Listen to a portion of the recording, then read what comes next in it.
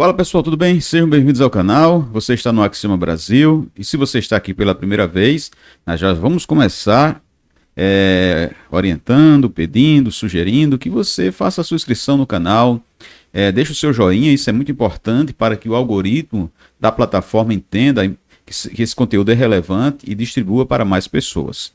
Bem, o Leitura Livre aqui no Axioma Brasil é um quadro onde nós trabalhamos algumas literaturas, né? Para assim nós estarmos elevando o nosso intelecto. E nesse período nós estamos lendo o livro do professor Olavo de Carvalho. Este é o quarto encontro e já estamos encerrando a primeira parte, falando aí sobre Fritjof Capra. Bem, vamos dar continuidade justamente da onde nós havíamos parado no nosso último encontro.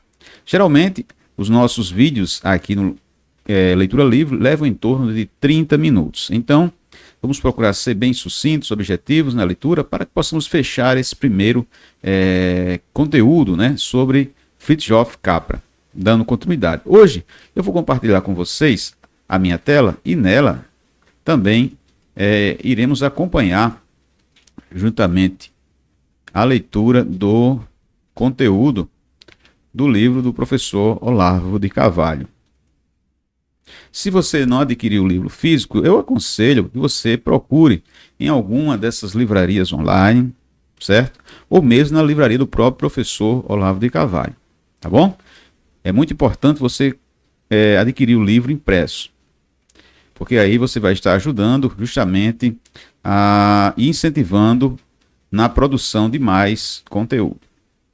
Dando continuidade à nossa leitura, partindo agora da questão do darwinismo social, o professor fala que o darwinismo social é um filhote do darwinismo biológico. Claro, segundo o professor, não poderia ser diferente, porque o filho não poderia vir antes do pai.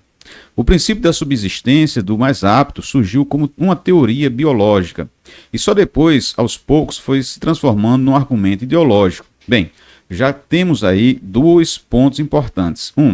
Que um conceito biológico vai sendo transformado em um argumento ideológico, certo? Segundo o professor, legitimando a retroativa, né, da concorrência capitalista, ou seja, que ele vai tratar um pouquinho mais à frente sobre a questão do mais forte, do mais apto. A origem das espécies é de 1859. Herbert Spencer, nos seus primeiros princípios, publicados em 1862, amplia o alcance das ideias evolucionistas, fazendo delas um princípio sociológico. Então saímos da questão da biologia para a sociologia. Paralelamente, ocultistas como Allan Kardec e a Madame Blavatsky pegam no ar o termo evolução e lhe dão um sentido místico ou misticoide. Já não são somente os anfíbios que evoluem em répteis, e estes em mamíferos. São as almas desencarnadas que, num outro mundo, evoluem em seres de luz, subindo na escala cósmica enquanto os macacos descem das árvores. Revestida de mil e um sentidos, a palavra evolução se dissemina, certo? E surgem os debates públicos que atraem a atenção dos intelectuais para o potencial político e ideológico. Então, temos biologia, sociologia, misticismo e agora a questão política e ideológica, usando a mesma terminologia, ou seja, evolução ou político ideológico do evolucionismo. Os debates alcançam um auge de sucesso com a conferência de Thomas Henry, Evolução e Ética, de 1892. Aí está aberto o caminho para a legitimação do capitalismo liberal pela, abre aspas, sobrevivência do mais apto. O resto vem com os livros Natureza e Finalidade da Política, de 1893, e Folk Ways, de 1906, que fundamentam explicitamente a noção de evolução social. Dando aos ideólogos capitalistas o precioso slogan, né, de que necessitavam, ou seja, o darwinismo social tem, portanto, pouco mais que ou pouco menos do que um século. Tinha menos no momento que o seu Capra redigia seu livro. Finalmente, o cientificismo que a rejeição formal e completa em nome da ciência de qualquer explicação filosófica ou teológica da realidade foi proposta pela primeira vez por Augusto Comte, um discurso sobre o espírito positivo, datado de 1844, mas Comte ainda reservava para a filosofia a tarefa de síntese e ordenação do conhecimento científico. E Comte só foi aceito sem contestação num único lugar deste planeta, que se chama Brasil. Então, aqui no Brasil foi dado muita ênfase, né, às teorias aí de Augusto Comte. Em 1914, o positivista Alain atribuía a Guerra Mundial ao fato de nenhum outro país do globo haver seguido o exemplo do Brasil, que adotara na bandeira republicana o positivismo como doutrina oficial do Estado, ou seja, ordem e progresso. Com efeito, o resumo da filosofia kantiana. Uma declaração formal e taxativa de cientificismo, com a completa demissão de todas as demais formas de conhecimento como vazias ou insignificantes. Vamos lá. É aquela questão de a ciência, né? A ciência pela ciência, tudo que for diferente disso não serve, é vazio, é insignificante, não tem o devido valor. Só veio mesmo em 1934, com Rudolf Carnap, em Síntese Lógica da Linguagem. Mas Carnap não era nenhum Voltaire, para contar com a imediata aprovação de um vasto público. A maioria dos filósofos do século XX rejeitou categoricamente o cientificismo, que só exerceu domínio sobre grupos determinados, principalmente no mundo anglo-saxão. Contemporaneamente, a declaração de Carnap, o matemático e filósofo Edmund Husserl, fundador da fenomenologia, escola que iria gerar Heidegger, Schiller, Hartmann, Sartre, Merleau-Ponty. Cara, eu estou pronunciando fantástico esses nomes. Me perdoem a pronúncia, mas vamos lá. Entre outros, fazia na Universidade de Praga as célebres conferências, depois reunidas no livro A Crise das Ciências Europeias, em que negava o cientificismo pela base e desde dentro. As ideias físicas, dizia ele, haviam perdido seu essencial fundamento científico e já não serviam como modelo de conhecimento da realidade. Husserl era e é, pelo menos, tão influente quanto Carnap, embora não tanto no mundo anglo-saxônico, que é o limite do horizonte mental do Sr. Capra. Em suma, o cientificismo, que domina a nossa cultura desde há séculos, está completando 60 primaveras neste ano de 1994.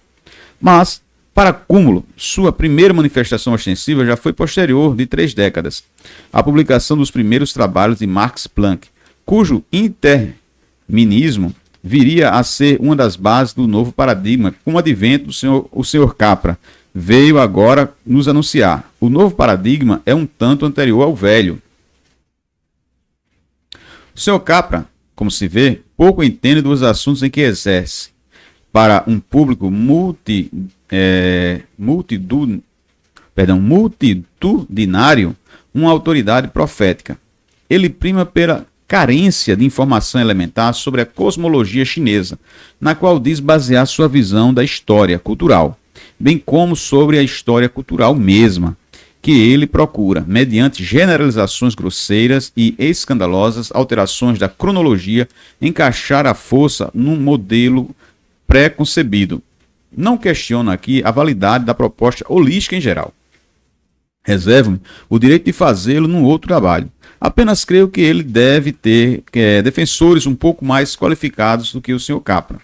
Meu propósito foi dar um testemunho sobre um fato de relevância mundial que acontece bem diante das nossas barbas e de cuja realidade as gerações vindouras terão o direito de duvidar.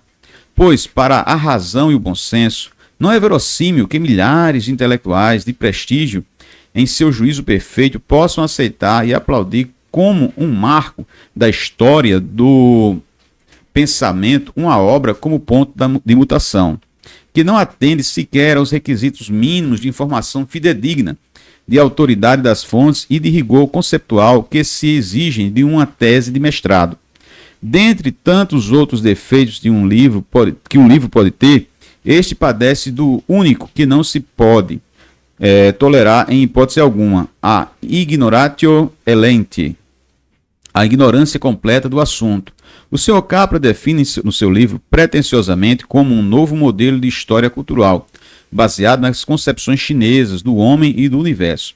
Mas ele não estudou o suficiente nem a história cultural nem as concepções chinesas para que sua opinião a respeito possa ter qualquer importância objetiva, fora do seu currículo de convivência pessoal. O conteúdo de sua propalada sabedoria do assunto é pura lana caprina. O sucesso deste livro só pode ser explicado por um único fator, inteiramente alheio ao seu valor intrínseco: sua oportunidade. Ele diz o que as pessoas desejam ouvir no momento em que o desejam. Ele oferece uma perspectiva sedutora, um público que pede para ser seduzido. Que esse público não inclua somente populares incultos, mas intelectuais de projeção, e que estes se prontifiquem a aceitar as promessas do autor sem pedir-lhe sequer as credenciais científicas que se exigem de um estudante de faculdade. É realmente um acontecimento inverossímil. Mas, dizia Aristóteles, não é mesmo verossímil que tudo sempre se passe de maneira verossímil?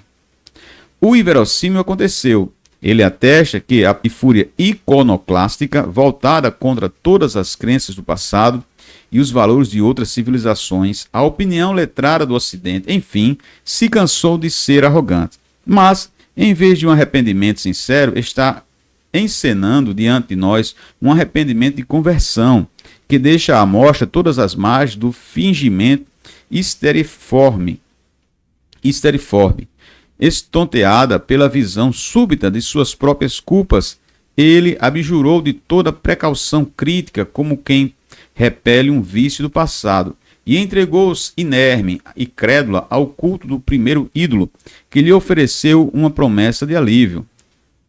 Ela pensa ou finge pensar que esse ídolo é o seu salvador. Na verdade, é a sua nêmesis. Então, desarmou-se, inerme e crédula, e acreditando que esse ídolo seria o salvador, quando na verdade é o seu,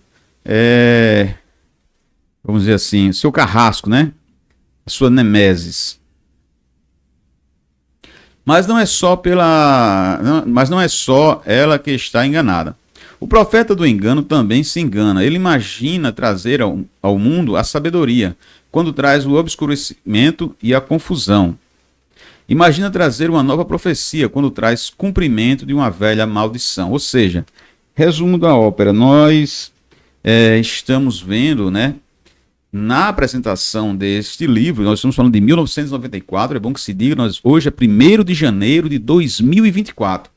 Nós estamos falando de algo lá de 94, que continua atualizadíssimo, porque é justamente esse pensamento que vai moldando aos poucos a forma das pessoas enxergarem o mundo. E no livro Ponto de Mutação é justamente o que propõe o Sr. Capra, sair ou entrar numa esfera de uma questão de um ponto de vista ecológico, sistêmico, certo? Trazendo aí uma questão holística e etc. Mas vamos lá. Mas não posso encerrar essas considerações sobre o profeta da nova era sem fazer também uma profecia, dizia o professor Olavo de Carvalho. Nos séculos vindouros, quando puderem encarar o nosso tempo com alguma objetividade, o fenômeno da nova era será considerado um escândalo que depõe contra a inteligência humana. É forçoso que venha o escândalo. Não se pode fazer para evitá-lo. Nem mesmo vou sugerir, como Jesus, que se amarre ao seu portador uma pesada pedra para jogá-lo ao fundo do mar, pois, como diria o hexagrama 36, ele já está no fundo.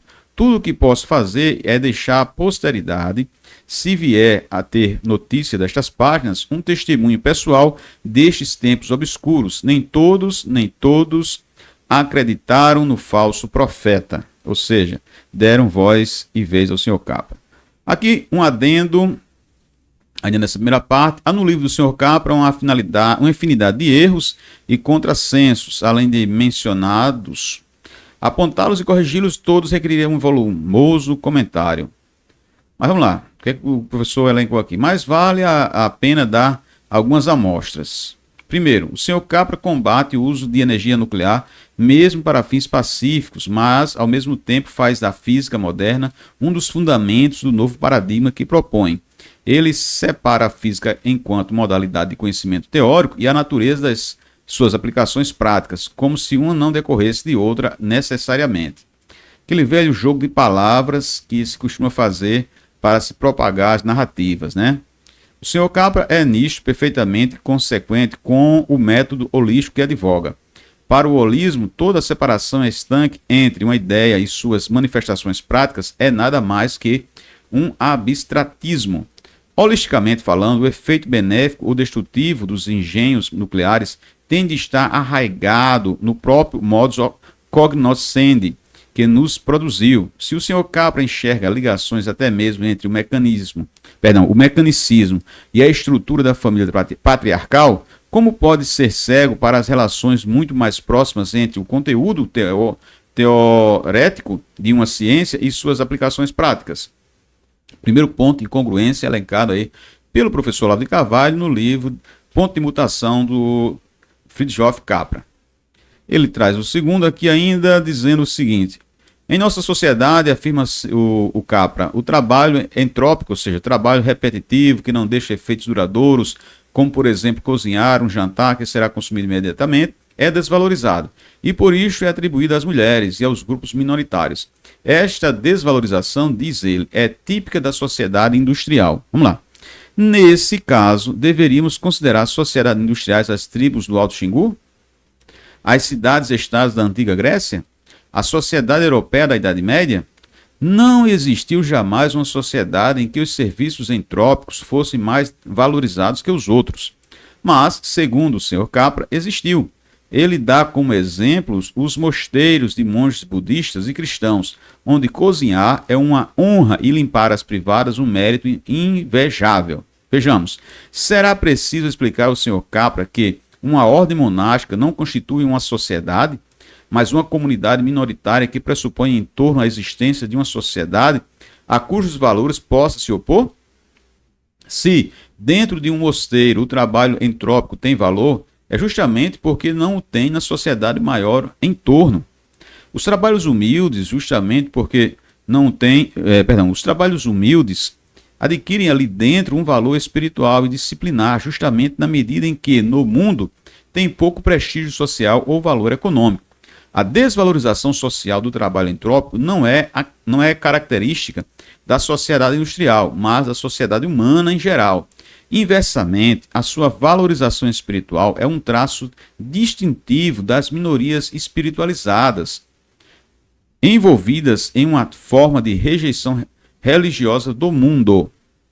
Terceiro, tradições como o Vedanta, a yoga, o budismo, o taoísmo, assemelham-se muito mais a psicoterapias do que a filosofias ou religiões, diz Capra. Bem, se há um traço característico do Ocidente moderno que o distingue radicalmente das tradições orientais, é justamente o desenvolvimento nele de uma psicologia como ciência independente de qualquer referência mística ou religiosa, e em decorrência o esforço para dar uma explicação psicológica de todos os fenômenos espirituais, ao englobar as tradições espirituais do Oriente no conceito de psicoterapia. O Sr. Capra mostra a típica incapacidade do cientificista moderno para apreender tudo quanto há nelas de puramente metafísico e não psicológico.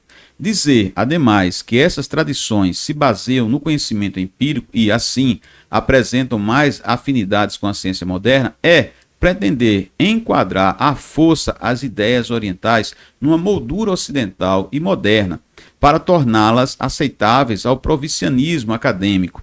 Acontece que, nessa operação, tudo o que há nelas de essencialmente oriental se perde por completo.